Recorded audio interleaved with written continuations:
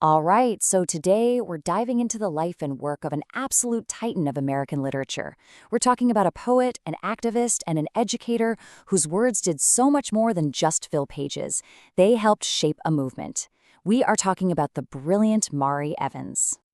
Just listen to these lines. These are the words that open her most famous poem. And they aren't just words, are they? They're a declaration. They're an anthem of resilience that just echoes through time, totally defiant and unwavering. You know, when this poem came out in 1970, it became a signature statement for a whole generation. It basically announced Mari Evans to the world, not just as a poet, but as a central, foundational voice in the Black arts movement. So let's dig into the music that she embedded in her words. And look at how she continues the poem here. Evans was a musician herself, and you can really feel it. She weaves the language of jazz and blues right into her poetry. That arpeggio of tears, that beautiful, sad melody in a minor key. I mean, what a perfect way to capture the bittersweet symphony of the Black experience. It's a story of sorrow, for sure, but also one of incredible beauty and strength. So the big question is, where did this powerful, lyrical, and just completely uncompromising voice come from? Well, to really get the artist, you've got to look at her journey. She was born in Toledo, Ohio, and her path was really shaped by loss at a young age, but also by a father who saw her talent and encouraged it. She actually studied fashion design for a bit, but the call of music was just too strong. She left college to become a jazz musician, and eventually, in 1947, she put down roots in Indianapolis, the city she called home for the rest of her life.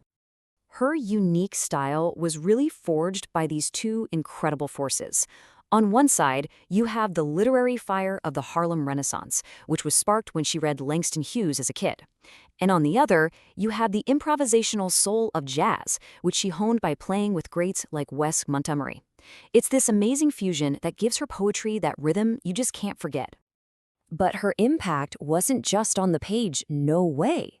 She took her mission to the airwaves, breaking new ground in television at a time when, let's be honest, Black voices were pretty much missing. It was a seriously pioneering move, and we need to take a closer look. For 5 revolutionary years, right from 1968 to 1973, Mari Evans was steering a project that would literally change the media landscape, not just in Indiana, but everywhere. Okay, just try to picture this. It's the late 60s, and there's a weekly TV show that is conceived, written, produced, and directed by a Black woman. The Black experience was, it was radical. Its mission, and she said this herself, was to represent African Americans to themselves. It gave an authentic, unfiltered look at their culture, their politics, their lives. She wasn't just making a show, she was building a mirror for her community. So all this incredible work she was doing in media, plus her powerful poetry, it all had a political home. It was all part of this vital, revolutionary cultural force, the Black arts movement. So what exactly was the Black arts movement? We'll think of it as the cultural wing of the Black Power movement. The idea was simple but profound. Art shouldn't just be pretty. It had to be functional. It had to serve the people. It needed to be collective, to speak for the community. And it absolutely had to be committed to the political goal of Black liberation. And for Mari Evans, you have to understand this wasn't just some phase. It was a lifelong consciousness. This quote right here says it all. From the time she was a little girl, she knew her very existence was a political act, a battle she was going to have to fight. And she was definitely not fighting alone. This shows you exactly where she stood, among the giants of the movement. Her name is right there alongside other legends like Amiri Baraka, Sonia Sanchez, and Nikki Giovanni. Together, they were forging this new, completely unapologetic Black aesthetic. Her commitment didn't just stop with her art. It spilled over into everything she did. She was a tireless activist, fighting for prison reform and working to end capital punishment.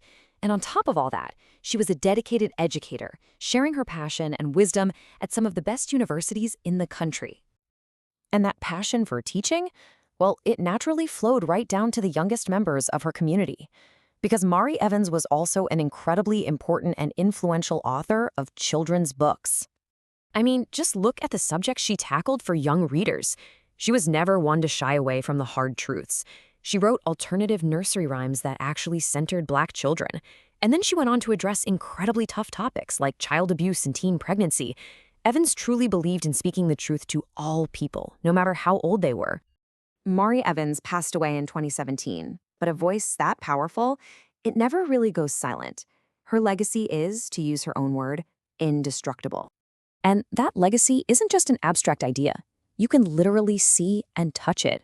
Her poems are in hundreds of textbooks. She was honored on a postage stamp in Uganda to promote literacy. And in her adopted hometown of Indianapolis, a massive 30-foot mural celebrates her life. She is, without a doubt, one of the most essential poets of the 20th century. So we end right where we began, with the last lines of that incredible poem. It's both a command and a promise. Her work doesn't just ask us to read it, it demands that we see it. It offers a way to be renewed, through strength, through resilience, and through truth. This line from another one of her iconic poems wasn't just a title. It was her mission statement. It was the absolute core of her legacy. And really, it's a challenge she leaves for all of us, isn't it? What truth will you speak?